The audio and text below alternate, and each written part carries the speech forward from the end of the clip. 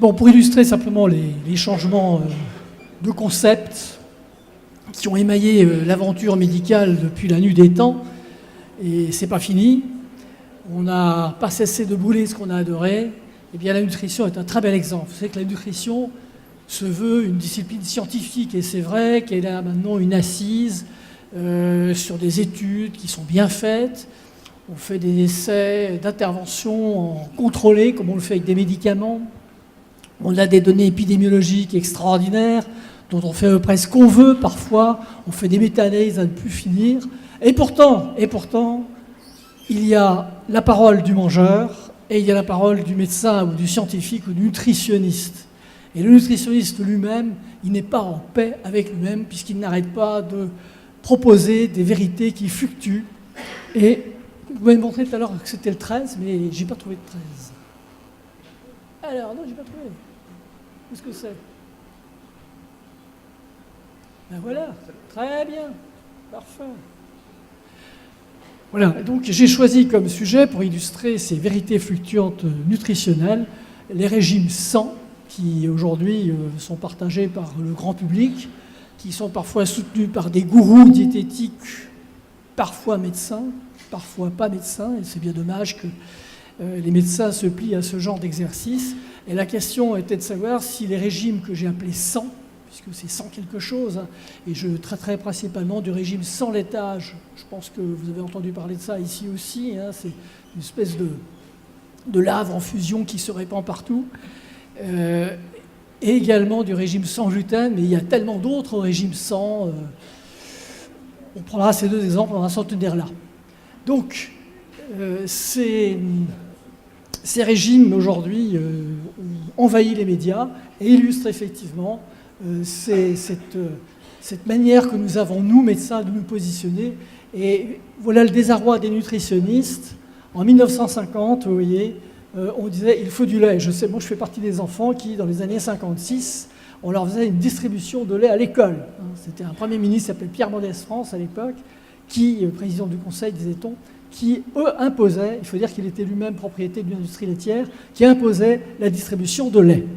Et puis en 2000, on dit surtout pas de lait. En 1960, on disait il faut de la viande. La viande, c'est bon. La viande, c'est les protéines qui permettent de se développer. Eh bien, en 2000, on dit pas de viande. La viande expose au cancer, en 2010. En 1970, on disait le pain. Le pain, c'est extraordinaire, c'est l'aliment complet. Il faut manger du pain. Dans les années 2000, on dit pas de pain, parce que les céréales contiennent du gluten et le gluten est toxique. Ça fait du bien quand ça s'arrête, mais du coup, ça s'arrête complètement.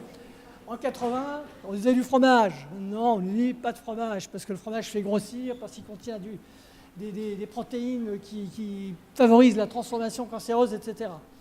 En 90, on découvre que le vin a des vertus thérapeutiques. Ça revient, c'est bien. En 90, on découvre que le vin a des vertus thérapeutiques. En tout cas, les populations qui consomment au moins un verre de vin par jour font moins d'accidents coronariens que les autres et ont même une mortalité moindre que les autres. Et puis, 20 ans après, on dit que le vin est un toxique, que c'est une drogue, que c'est addictif, etc. Donc c'est juste pour montrer qu'il faut se méfier de toutes ces vérités que l'on assène, que l'on profère, et qu'il faut savoir réfléchir tout simplement, et pas simplement répéter ce que disent les uns et les autres, ne pas puiser votre savoir nutritionnel comme le font souvent, en tout cas dans mon pays, les généralistes, hein, qui ont une formation nutritionnelle limite et qui très souvent se nourrissent en termes d'information de ce que les patients colportent. Donc la problématique de ces changements fait qu'il n'y a plus de vérité bien assise, et c'est la raison pour laquelle il y a eu une déferlante de régimes divers et variés, notamment ces fameux régimes 100. Et c'est assez curieux que ces régimes 100 prennent autant d'importance à une époque où la médecine prétend être une science, la nutrition prétend également être une science, et où on médicalise de plus en plus l'alimentation. Et on arrive à un paradoxe, c'est que pour bien manger, il faudrait exclure. Or, vous n'êtes pas sans savoir que notre credo, en tout cas je pense à nous autres, c'est que l'équilibre alimentaire, c'est précisément la diversité alimentaire, c'est précisément de manger de tout.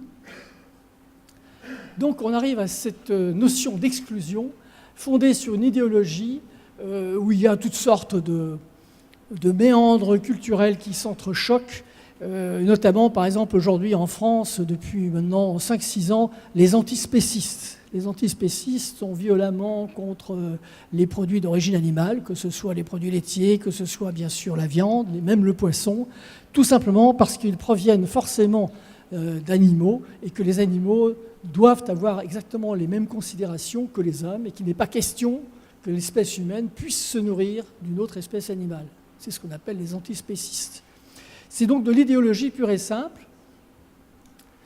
Et ces régimes sans... alors, je vais parler des régimes sans lait, sans gluten. Il y a les FODMAPs également. Les régimes FODMAPs, c'est des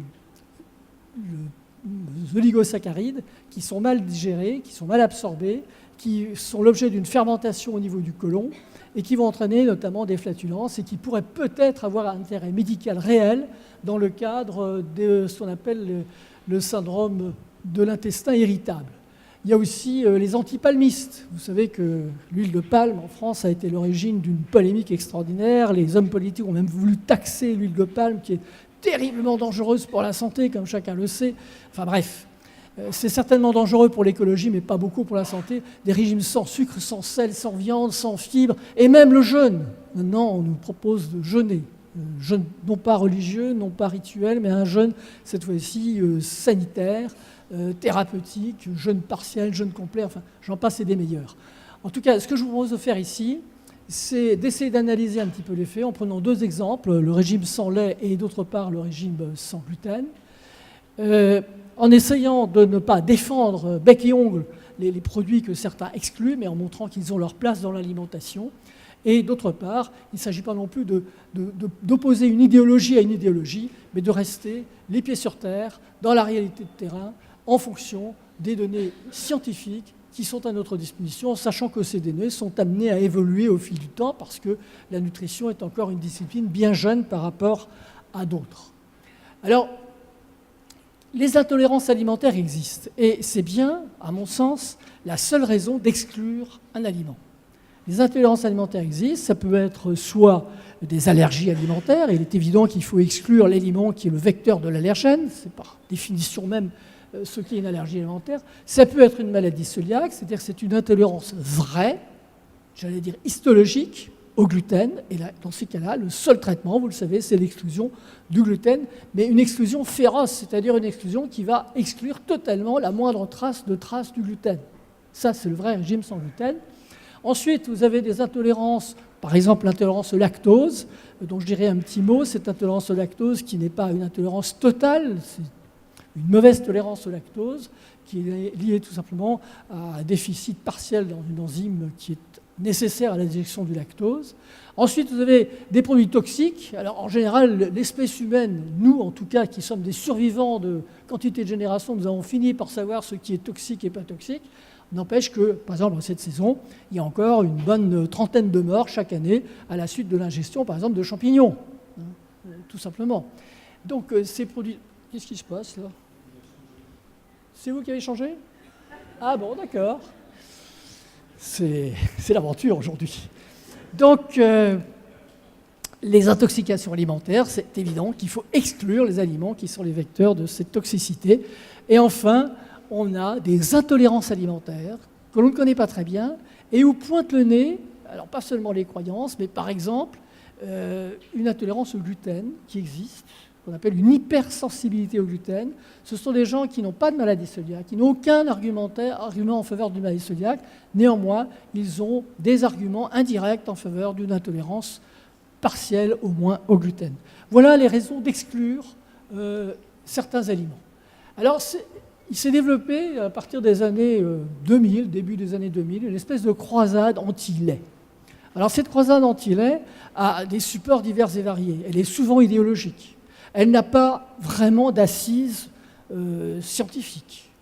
En tout cas, j'en connais pas. Et les gens ont développé toutes sortes d'assertions pour dire le lait est toxique, le lait ne fait pas partie de l'alimentation de l'homme. Alors on vous explique par exemple que l'homme est la seule espèce animale, entre guillemets animale, à boire du lait après le sevrage. C'est vrai. C'est vrai, il y a quelques exceptions, mais enfin globalement c'est vrai. Un animal adulte qui boit du lait, cela n'existe pas. Pas plus qu'un animal qui boit le lait d'une autre espèce. Bon, je vais arrêter là. Ou encore, les Japonaises qui ne boivent pas de lait ne font pas plus d'ostéoporose fracturaire que les Européens qui en boivent. Enfin, des faits de ce genre-là, on peut bien sûr les multiplier. Et donc tout ceci donne du cœur à cette croisade anti-lait, qui est extrêmement répandue, qui est répandue notamment par des canaux assez surprenants. Ce sont les enseignants, souvent. C'est les mêmes qui sont contre les vaccins. Je ne sais pas si ça existe au Maroc, les gens qui sont contre les vaccins? Oui? Non, pas encore. Ça viendra, vous allez voir. Plus on progresse, plus on est contre ce qui a fait ses preuves. Et puis, d'autre part, un certain nombre de médecins, notamment en France, par exemple les médecins homéopathes, ils sont anti-lait, on ne sait pas pourquoi. Puis ils développent des théories pour argumenter tout cela, bien sûr. Ils écrivent des livres également.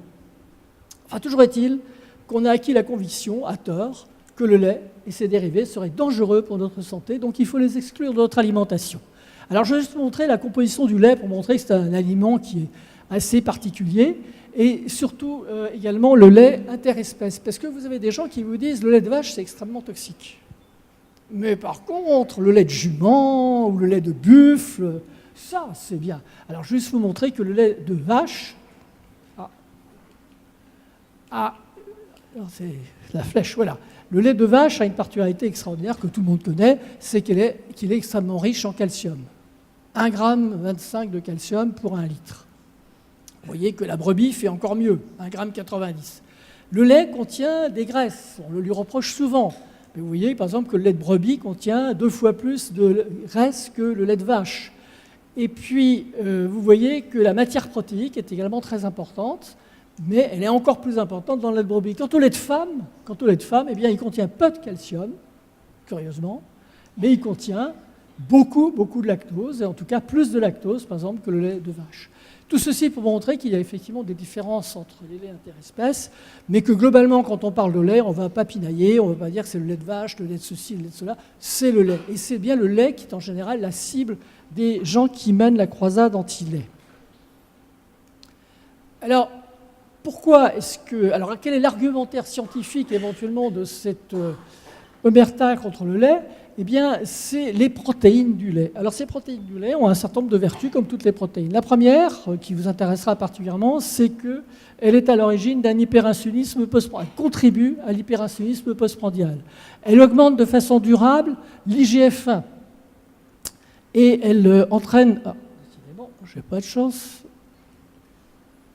Et elle entraîne un déséquilibre du rapport insuline sur IGF-1. Et ça, on s'en sert pour argumenter des notions de perturbation et de maturation des cellules T du thymus, de perturbation de la programmation fœtale au cours de la grossesse, et enfin d'agression de la paroi intestinale. Alors c'est tiré par les cheveux, je vous le dis d'emblée, mais c'est des travaux qui existent, qui paraissent parfois dans des grandes revues, qui sont des travaux expérimentaux, qui n'ont rien à voir avec la nutrition habituelle. Mais ça, c'est sur ces types d'insertion que l'on crée cette croisade anti-lait pour l'argumenter de façon solide et en faire des hypothèses pathogéniques, puisque vous allez le voir, le lait est censé être à l'origine d'une quantité assez extraordinaire de maladies diverses et variées. Alors, quelles sont les vraies raisons d'éviter les produits laitiers? La première, c'est de ne pas les aimer. On ne va jamais forcer quelqu'un à manger quelque chose s'il n'aime pas un produit. Alors, la diversité des produits laitiers est telle qu'en général, que les gens qui n'aiment pas le lait consomment par exemple du fromage ou consomment des yaourts. Donc il y a des dérivés du lait qui sont parfaitement consommables, alors que le lait pourrait ne pas passer pour certains. Ensuite, l'allergie vraie aux protéines du lait de vache. Alors elle est fréquente, c'est environ 2% des nourrissons, ce qui est quand même assez considérable, en sachant que cette allergie ne peut se régler qu'en supprimant le lait de vache. Donc on peut en général le substituer par d'autres, mais souvent il y a un croisement interespèces, donc éviction du lait, de façon transitoire, puisque dans l'immense majorité des cas, cette allergie aux protéines de lait de vache disparaît en général vers l'âge de 8-10 ans. Et enfin, la dernière bonne raison, eh bien, c'est l'intolérance au lactose, en sachant qu'il y a différents types d'intolérance. Il y a la lactasémie totale, c'est-à-dire l'absolue impossibilité de digérer une trace de lait à cause de ce lactose. Mais il y a surtout l'hypolactasémie qui est extrêmement répandue. Vous avez ici une carte, une planisphère, et vous voyez en bleu foncé les régions où cette diminution de la performance de digestion du lactose est la plus importante. Vous voyez par exemple en Amérique du Sud, en Afrique du Sud, en France il y en a peu, au Maroc il y en a un peu plus. Les Asiatiques, les Chinois en particulier, les Japonais ont beaucoup de mal à digérer le lactose. Mais ce qu'il faut savoir, que cette intolérance au lactose est telle que l'on digère habituellement, je dis habituellement, dans l'immense majorité des cas, environ l'équivalent de 250 ml de lait. Donc vous voyez que ce n'est pas une raison d'exclure totalement et de faire une chasse effrénée à tous les produits, à toute forme de lait, en sachant d'autant plus que les produits laitiers transformés contiennent de moins en moins de lactose. Plus vous avez un fromage à pâte ferme pressé, et vous n'avez pratiquement plus de lactose, puisque le lactose est contenu dans le lactosérum. Et quand vous faites un fromage ferme à pâte pressée, eh bien, il n'y a plus de lactose, ou des traces. Deuxièmement, dans les yaourts, par exemple, il y a une activité bactérienne qui fait que le lactose va progressivement disparaître, et il y a très peu de lactose dans la plupart des yaourts. Autrement dit, si vraiment il y a une intolérance aux produits laitiers, soit c'est une alactasémie, ce qui est très peu probable parce que c'est rarissime, et puis c'est une maladie qui se déclare dès la naissance, ou alors c'est une intolérance au lait qui permet de composer avec des petites quantités de lait. Et oui, 250 ml de lait, je ne sais pas combien de personnes dans cette assemblée boivent un bol de lait, comme ça. Il y en a beaucoup? Oui? Non? Bon, en général, les adultes boivent relativement peu de lait, et donc le lait qu'ils sont amenés à consommer ne justifie pas qu'on fasse une croisade anti-lait. En tout cas, pas pour cette raison. Alors, il y a aussi des affections où le bénéfice d'un régime sans lait est démontré. Et là encore, c'est chez l'enfant, le petit enfant, où il y a effectivement une constipation fonctionnelle qui est en rapport avec une sensibilité aux protéines du lait, en l'occurrence à la caséine. Et quand vous faites une exclusion temporaire pendant quelques mois de produits laitiers, de cette caséine, là c'est les produits laitiers, de cette caséine, eh bien vous résolvez cette constipation qui a un support anatomique qui se caractérise par une infiltration éosinophile au niveau des cellules intestinales et qui est régressive sous régime sans lait. C'est une entité qui a maintenant une petite vingtaine d'années, mais qui paraît tenir la route. Il y a d'autres entités, par exemple des troubles centraux qui sont rarissimes et qui sont associés à une intolérance au lait et à une carence en folate qui est également réversible lorsqu'on administre des folates. Mais c'est rarissime. Alors, quels sont les inconvénients du lait? Le premier inconvénient du lait, c'est d'en consommer en excès, comme de toute chose. Et c'est une autre manière de vous rappeler un discours nutritionnel fort, c'est qu'il n'y a aucun aliment, à mes yeux, qui soit mauvais, seulement l'usage qu'on en fait pour l'être. Et parmi l'usage qui est mauvais, c'est effectivement l'excès. Le chocolat, c'est très bien, moi je trouve ça extraordinaire comme aliment, mais pas quand on en consomme des tablettes. On est clair. Là, c'est pareil. Alors ensuite, il faut savoir que l'excès de protéines, d'une façon générale, pas seulement lactées, mais comme chez l'enfant, c'est souvent l'origine principale de l'apport protéique, l'excès de protéines lactées va favoriser ce fameux rebond, ici, pondéral, vous voyez, ce qui survient en général vers l'âge de 2-3 ans. Et en favorisant ce rebond, c'est une manière d'indiquer un mauvais pronostic en termes d'adiposité, c'est-à-dire sur les enfants qui risquent d'être, vous connaissez ça, qui risquent d'être plus gros par la suite. C'est un indicateur. Et la consommation importante de lait est associée à un rebond plus précoce. Enfin, les protéines laitières stimulent la production d'hormones de croissance et d'hormones apparentées et favorisent la promotion tumorale. Et c'est ainsi qu'on a accusé le lait d'être à l'origine, d'initier ou de promouvoir un certain nombre de tumeurs, dont notamment le cancer de la prostate. Alors aujourd'hui, les choses sont claires. Il y a eu beaucoup d'études prospectives qui ont été faites dans ce domaine. Ce n'est pas le lait en tant que tel, ce ne sont pas les protéines laitières, mais c'est la teneur en calcium qui est associée non pas à la promotion tumorale, mais au développement, à la diffusion de la tumeur, notamment par exemple du cancer de la prostate qui est in situ, qui risque effectivement de progresser plus rapidement chez les gens qui consomment plus que 3 grammes de calcium par jour. Donc vous voyez qu'on est loin de la consommation usuelle puisque nous sommes aux alentours de, quand tout va bien, aux alentours de 800 mg de calcium par jour. Autrement dit, ce n'est pas une raison de supprimer le lait. Enfin, le lait a un inconvénient, c'est que les produits transformés peuvent être le vecteur de sel, c'est les fromages qui sont salés, et donc consommer beaucoup de fromage, c'est pas très bien du point de vue de la prévention générale.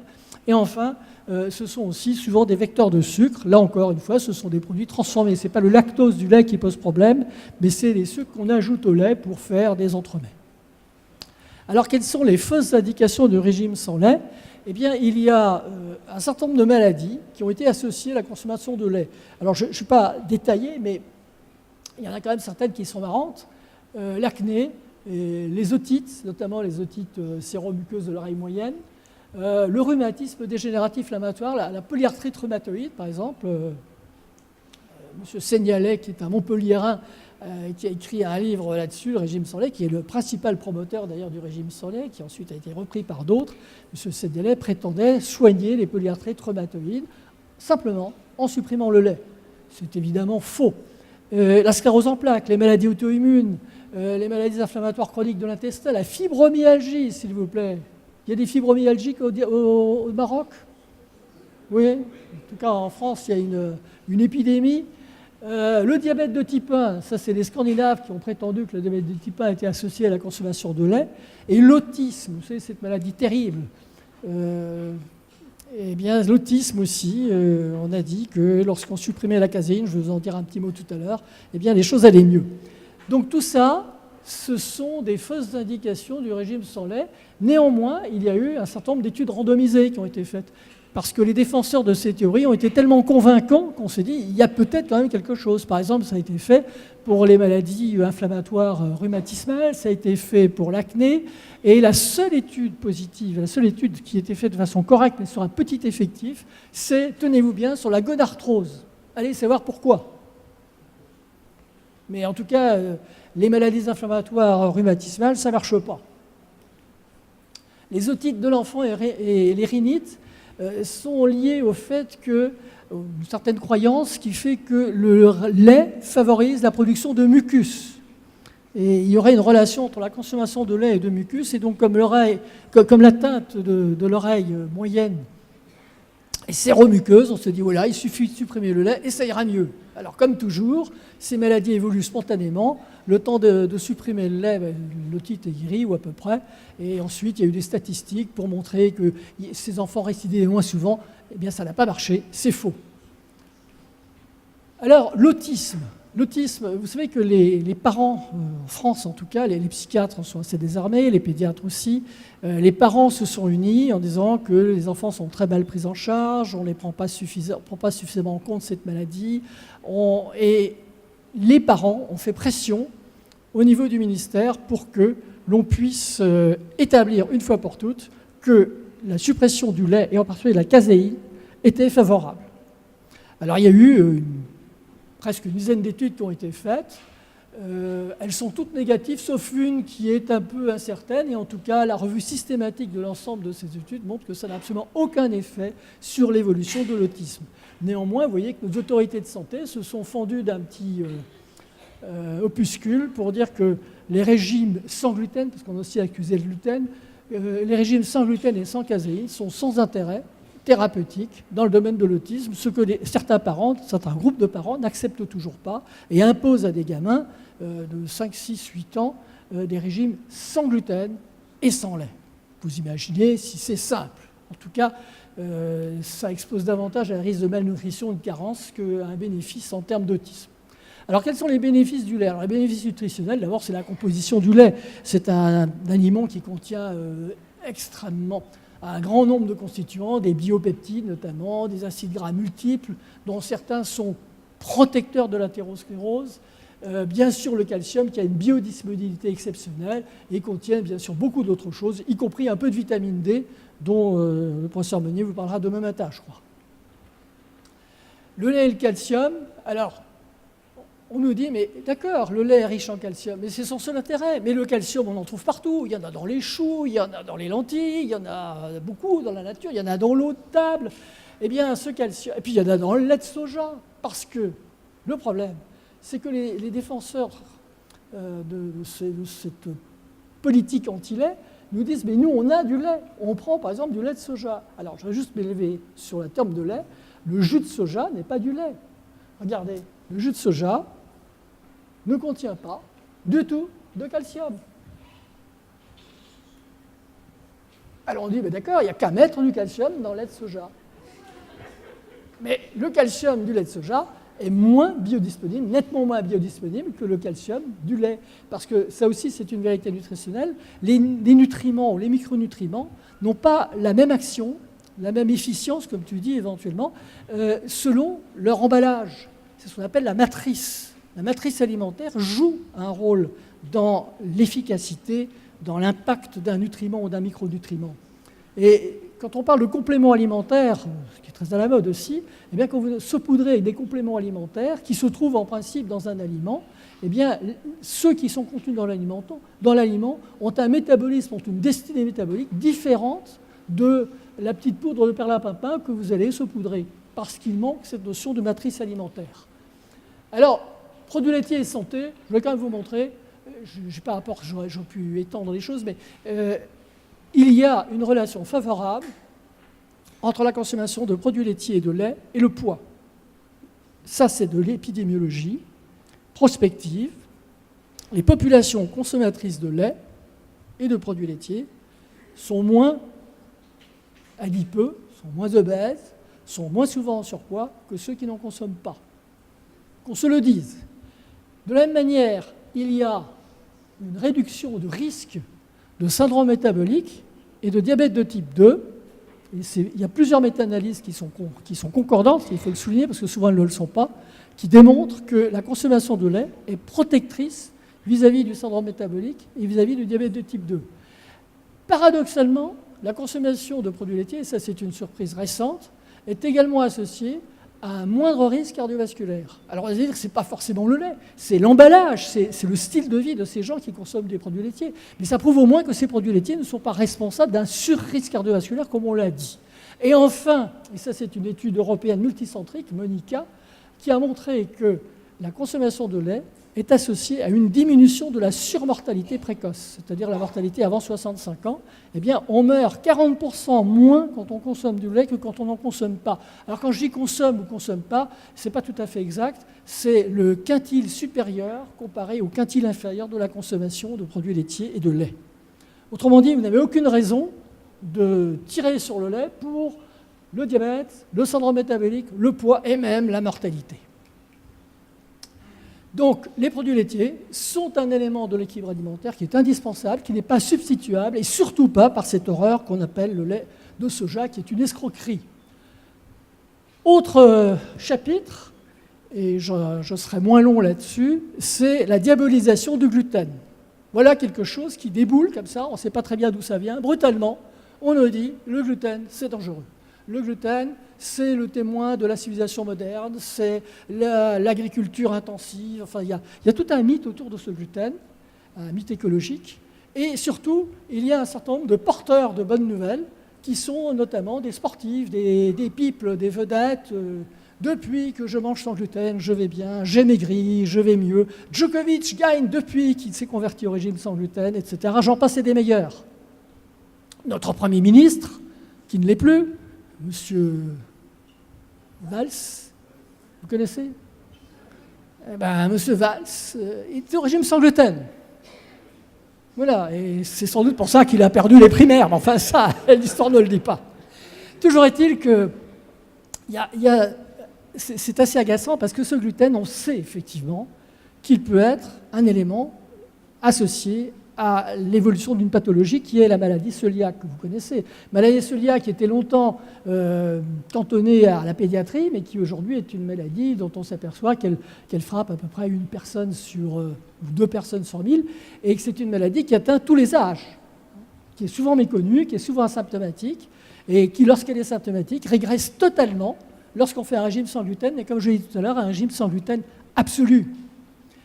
Et donc, le régime sans gluten, alors qu'est-ce que c'est que le gluten ? D'abord, vous savez que c'est une protéine, c'est un ensemble de protéines spécifiques de certaines céréales, pas de toutes, toutes celles qui s'apparentent au blé. Et donc le riz, par exemple, ne contient pas de gluten, le maïs n'en contient pas, mais par contre le seigle, l'épeautre, le mil, l'orge et un petit peu l'avoine contiennent du gluten. Et il se trouve que ce gluten n'est pas seulement présent dans ces aliments, mais il est présent dans des quantités d'aliments transformés. Vous avez du gluten dans certaines boîtes de conserve de légumes, par exemple, simplement parce que le gluten a des vertus technologiques qui sont intéressantes pour les producteurs, pour les industriels agroalimentaires, et donc il faut vous mettre du gluten dans des tas de choses. Dans la charcuterie, par exemple, vous avez du gluten, systématiquement, c'est un produit de transformation. Il n'y en a pas encore dans les produits laitiers, mais il pourrait. Donc il faut savoir que ce gluten se tapit un peu partout, et vous voyez, vous avez ici une liste non totalement exclusive, où vous avez des plats préparés en sauce, par exemple, je prends ici, des plats surgelés, des purées de pommes de terre, des fromages à tartiner, s'il vous plaît, qui contiennent du gluten. On se demande bien ce que ça vient y faire là, mais c'est parce que le gluten a des vertus de texturation importantes qui plaisent beaucoup aux industriels qui utilisent donc ce gluten. Et ce peu de gluten qui est contenu dans ces aliments suffit à empêcher la guérison, la stabilisation d'une authentique maladie cœliaque. Donc vous voyez que quand on se lance dans un régime sans gluten, c'est un véritable chemin de croix, c'est difficile. Et c'est pour ça que maintenant, les associations de malades atteints de maladies cœliaques exigent que les fabricants mettent un logo, je crois que j'en ai un, je vous le montrerai tout à l'heure, un logo attestant que ce produit ne contient pas du tout de gluten. Et c'est pour ça que les fabricants se méfient, et vous avez peut-être vu que les tas d'aliments où ils disent que cet aliment peut contenir des traces de gluten, même s'il n'en contient pas, mais ils préfèrent se prémunir. Donc c'est vraiment très très difficile de se lancer là-dedans. Voilà le logo dont je vous parlais. Donc quand vous voyez ça, a priori, ça marche très bien. Et voilà des personnages qui ont un régime sans gluten. Alors je ne sais pas s'ils ont une maladie cœliaque ou pas.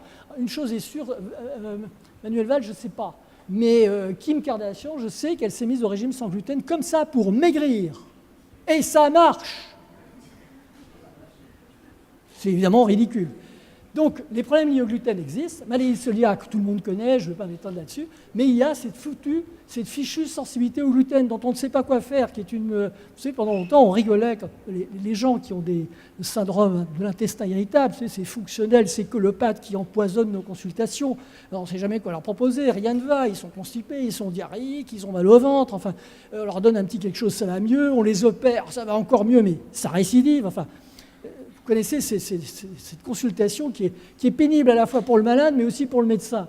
Eh bien, on s'est dit, pourquoi pas la sensibilité au gluten. Et donc, on a fait des études prospectives, là aussi, avec des régimes sans gluten. Mais figurez-vous que dans la masse des intolérants, dans la masse des gens qui ont un syndrome de l'intestin irritable, il y a quelques intolérants au gluten qui n'ont pas de maladie cœliaque, qui n'ont pas du tout les critères... immunologiques de la maladie cœliaque, qui n'ont pas les critères histologiques, et ça marche, et ça va mieux. Donc on a inventé ce sous-groupe, c'est récent, ça a moins de 10 ans, ce sous-groupe de la sensibilité au gluten. Mais du coup, maintenant, tout le monde se dit sensible au gluten, et on ne sait plus où ça va s'arrêter. Toujours est-il que la maladie cœliaque, je voudrais quand même dire un mot de cette maladie, est une maladie qui est effectivement méconnue, puisqu'on estime que c'est un peu comme l'iceberg. Il y a la partie émergée qui est vraiment symptomatique, c'est à peu près 1 pour 1000, 1 pour 2000. Et puis, il y a tout un ensemble d'individus qui ont les prémices d'une éventuelle maladie cœliaque au début, qui ont certains signes avec une atrophie visuolitaire, qui est quand même un signe déjà de gravité, mais qui sont complètement silencieux, qui n'ont aucune carence de rien. Il y a ceux qui sont latents parce qu'ils ont les marqueurs immunologiques, mais qui n'ont aucune lésion. Et puis, il y a des individus totalement sains de la population générale qui, peut-être, un jour, verront éclore cette maladie cœliaque. Donc vous voyez qu'on est un petit peu sur des œufs quand on se moque de ceux qui prennent un régime sans gluten sans raison, parce que peut-être que dans le tas, il y en a qui sont effectivement intolérants au gluten sans avoir la maladie. Toujours est-il que cette sensibilité au gluten est un diagnostic d'exclusion. Elle est très largement surdiagnostiquée aujourd'hui, notamment par les gastro-entérologues. Depuis qu'ils savent que ça existe, ils disent « ben voilà, c'est bien ça, on va faire un régime sans gluten ». Donc, avant de porter ce diagnostic, il faut bien sûr exclure les vraies maladies cœliaques. Il faut exclure les allergies au gluten parce qu'elles existent effectivement. Et puis, il faut passer à l'acte, c'est-à-dire qu'il faut se contenter d'avoir un certain nombre de signes complètement communs, je dirais banals, douleur abdominale, diarrhée, ballonnement, maux de tête, dépression, fatigue chronique, eczéma, douleur articulaire. Je suis sûr que dans cette assemblée, la majorité des auditeurs ont déjà eu ce genre de choses, mais que Dieu merci, ils n'ont pas succombé au régime sans gluten.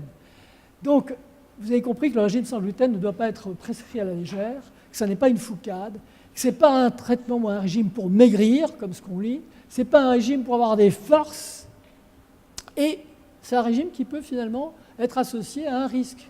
Tout récemment, 2017, dans le BMJ, vous avez un papier qui est, à mon avis, plutôt bien fait, qui est un papier d'épidémiologiste, bien sûr, c'est l'équipe de Villette, qui montre qu'en réunissant la cohorte des nurses, vous avez les infirmières là, et la cohorte des health professionnels, des professionnels de santé, on arrive à 110 000 personnes et qu'en prenant le quintile supérieur de ceux qui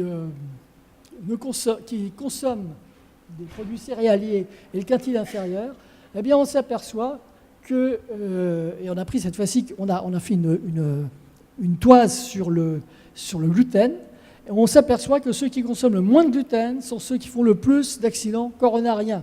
Vous voyez que le risque relatif tient la route, puisqu'il est de 0,15, donc 15% de plus, après ensuite 25 ans de 110 000 professionnels de santé. Alors, voilà en tout cas une manière de dire que le régime sans gluten n'est peut-être pas complètement anodin. Enfin, les performances sportives.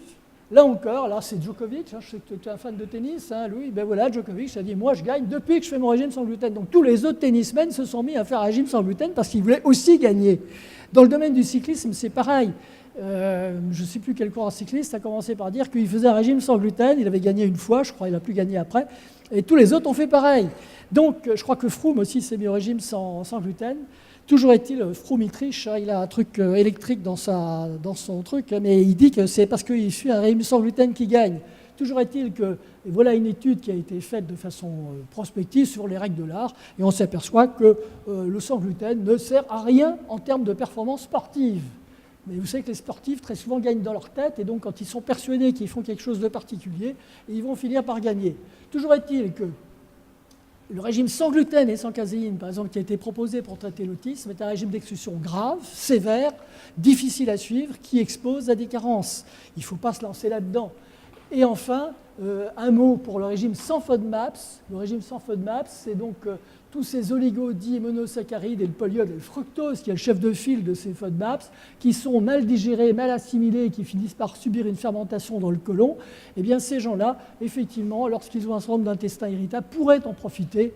Alors, certains disent chez 65%, c'est probablement moins, parce que les études sont en général faites de façon brève, et vous savez que les colopathes, quoi que vous leur proposez, ça va mieux pendant 15 jours, 3 semaines, 2 mois, puis ensuite ça récidive. En tout cas, il faut connaître ce régime qui va certainement se développer. Et en conclusion, donc l'exclusion, c'est le contraire de la nutrition. Il n'y a aucune raison, ou alors c'est des raisons de croyance par exemple, il n'y a aucune raison d'exclure un aliment qui n'est pas toxique, auquel on n'est pas intolérant. Nous sommes des omnivores et c'est notre fierté. Les régimes sans malmènent l'équilibre alimentaire de façon tout à fait désagréable, sans aucun intérêt en termes de santé, en termes de prospective, aucun avantage, sinon d'embêter les gens. Et le simple bon sens et la science s'opposent dans ces régimes sans. Moi, je n'ai pas trouvé d'argumentaire, et croyez-moi, j'ai vraiment essayé de ne pas faire les choses de façon sectaire, je n'ai pas trouvé d'argumentaire pour succomber au régime sans gluten, pour succomber au régime sans lait, pour succomber au régime sans FODMAP, sans avoir des raisons médicales valables de le faire. Donc, c'est une raison supplémentaire, ça illustre en tout cas ce devoir qui est le nôtre de ne pas propager n'importe quel message nutritionnel, de ne pas être le complice notamment de nos patients, de ne pas accepter que les médias fassent intrusion dans le monde de la médecine comme ils le font aujourd'hui, sans aucun support, savoir se prémunir aussi d'un certain nombre de gourous qui font d'ailleurs des sales combles. Quand un gourou se produit à quelque part, je peux vous assurer que l'amphi est encore plus plein que celui-ci. Les gens sont assis par terre pour applaudir le gourou. C'est assez incroyable que dans ce monde moderne, qui se veut scientifique et rationnel, eh bien on a besoin d'irrationnel, notamment dans le domaine de nos pratiques alimentaires. Merci de votre attention.